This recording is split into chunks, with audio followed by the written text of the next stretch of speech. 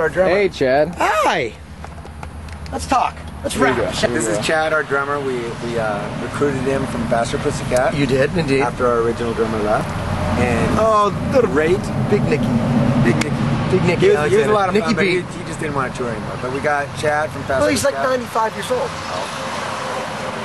Okay, He is 65. He's up there, but he's over the tour. No, it's fine. It's fine. I'm glad. Hey, that they're big shoes to fill. I was glad. Anyway, to do the it. important thing is Chad is an amazing drummer. But thank you, he's Paul. Really solid. He's really pulled. You got the Bon Scott thing down. And I love Bon Scott. Last year, there was actually 2 versions of Faster Pussycat touring. What was it like being part of all this drama for 2 bands in the same situation? Well, honestly, it's interesting because Tracy's situation and Tammy's situation were very similar. They were the 2 guys that started. They were the landmark names that started the band. They were the ones that wrote the songs and put everything together. They, Tracy and Paul and actually Paul was the original drummer in Faster Pussycat. So you got 2 Faster Pussycat drummers. Exactly. So I mean, it was and Kelly Nichols was the original bass player in Faster Pussycat and became Kelly Guns. So it was I sort of really knew, incestuous scene. Right, but I sort of knew that the original history, the true history before all this sort of came to be. And when Phil and Steve decided, or when they were doing their own thing, and then when Tracy decided to take everything back, it felt natural. When they asked me, of course, I love Tracy and I would do anything to help him, and so it felt good to be a part of trying to help him sort of take back his namesake. And as far as Faster goes, when Faster reassembled in 2000 for the 2001 tour, it was Greg and Brent and me and Danny and Tammy and Christian.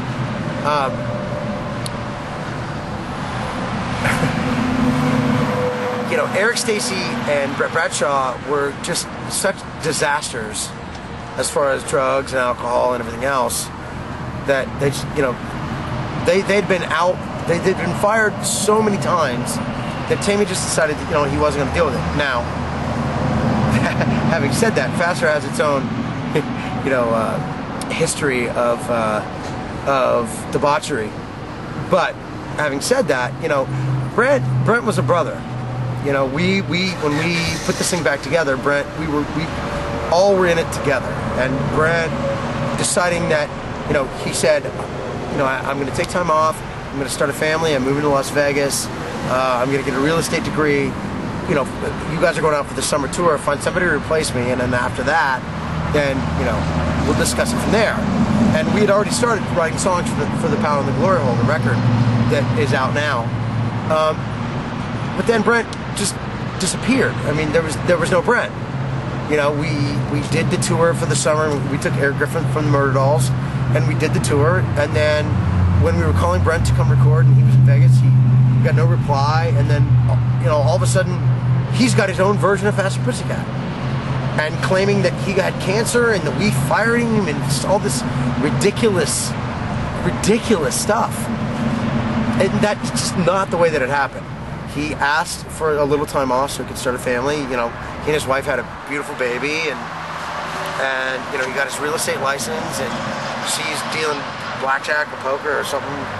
She got her dealing degree or whatever it is, license in Vegas, and all that happened. I mean, that's legit. Check it.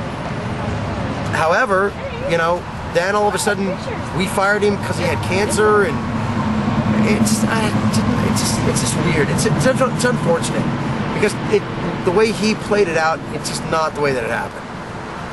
So I'm sad that a friend and a brother that we spent a lot of time trying to do something worthwhile.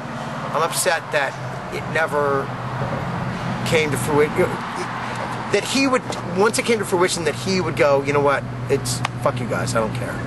I'm going to take it and do my own thing and try to make as much money off it as I possibly can, and hire a bunch of guys and, go get the 2 drug addicts that he complained about from 2001 till 2006 when he left. It's like, 5 years of complaining about these guys, how horrible they were, and then all of a sudden, oh no, they're my new band guys, dude.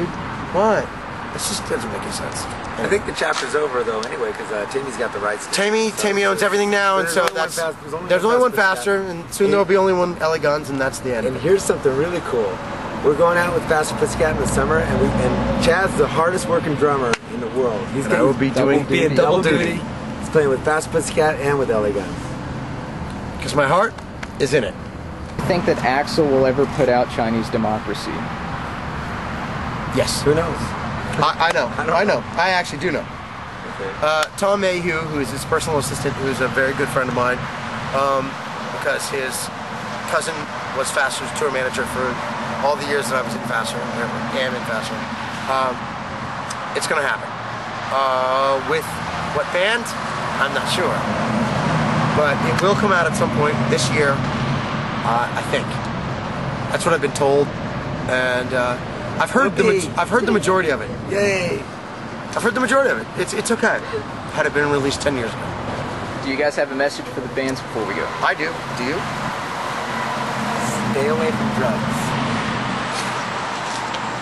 or you'll end up like me. Say bye. Bye bye.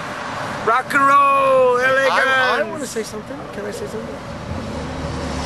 Chad's doing it. I want to thank everyone who has spent their hard time and money coming to see the show, supporting all the bands from the genre. You know, I know I'm a sort of a youngin' in all this, but you know, it's my true heart. It's what I grew up on, and I believe in it. I'm glad that you believe in it, and let's keep it going. Rock and roll. See you out on the road.